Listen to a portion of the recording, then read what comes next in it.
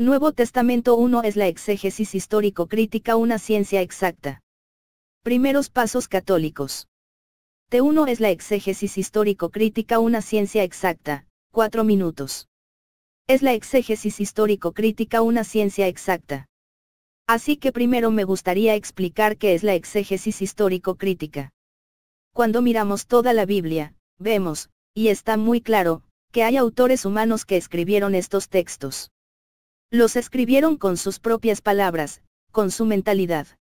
Si miramos los textos, por ejemplo, en el Génesis, vemos que la mentalidad del pueblo judío que lo escribió es muy diferente al final de la Biblia cuando los griegos conquistaron Israel, donde de repente, en el profeta Malaquías por ejemplo, el deseo de fidelidad y el rechazo del repudio, la unidad de su esposa en el matrimonio.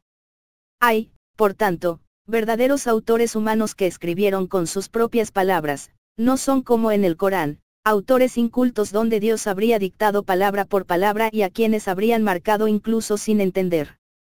Hay más, y esto es lo que dice la fe, el autor divino, Dios, que inspira a estas personas. Esto significa que pone en sus mentes lo que quiere poner, en el momento que quiere ponerlo, sobre un punto concreto, la salvación, la cuestión de la salvación, la doctrina de la salvación. En el Antiguo Testamento no es tanto la sustancia de la doctrina de la salvación lo que se explica, o más bien es poco a poco, sino que es el camino preparatorio, cómo Dios prepara el corazón del hombre y lo refina. En el Nuevo Testamento con Jesús, está verdaderamente la revelación, de la doctrina de la salvación perfecta, que es el cielo y cómo llegar al cielo.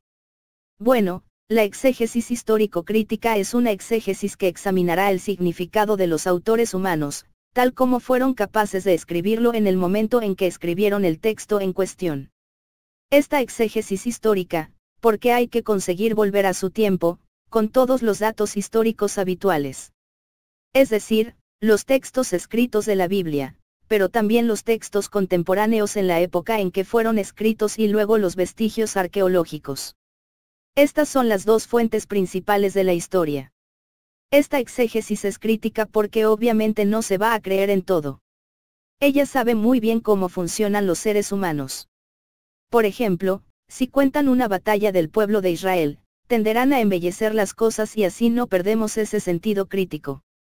Los hombres escribieron con sus propias palabras, como ocurre con todos los documentos. ¿Es una ciencia exacta? La respuesta es no, por supuesto que no. Es como la historia. Es extremadamente frágil. Todo lo que se necesita es encontrar una nueva fuente y de repente todo cambia. El hecho de que no sea una ciencia exacta implica que el historiador, el que lee la Biblia con esta exégesis, debe ser muy humilde y eso es un problema.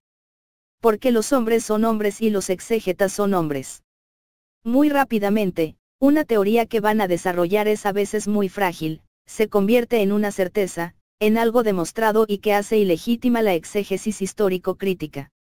Un pequeño ejemplo, recuerdo a un exégeta que era profesor de alto nivel en una universidad, y que decía, la epístola de San Pedro, la primera epístola de San Pedro no es de San Pedro. Había escrito un libro enorme para demostrarlo. No podía ser de San Pedro, el argumento era imparable, el griego era demasiado bueno. Realmente fue escrito cuando San Pedro era un pecador galileo. Un día, un estudiante simplemente le señaló la dirección al final de la primera epístola de San Pedro. Os escribo estas pocas palabras a través de Silván, a quien considero un hermano fiel para exhortaros y testimoniar que esta es la verdadera gracia de Dios, apégate a ella. Silván es un nombre griego. Y simplemente puede ser que esté escrito en buen griego, porque San Pedro tenía un secretario. Esto es la exégesis cuando no se es humilde.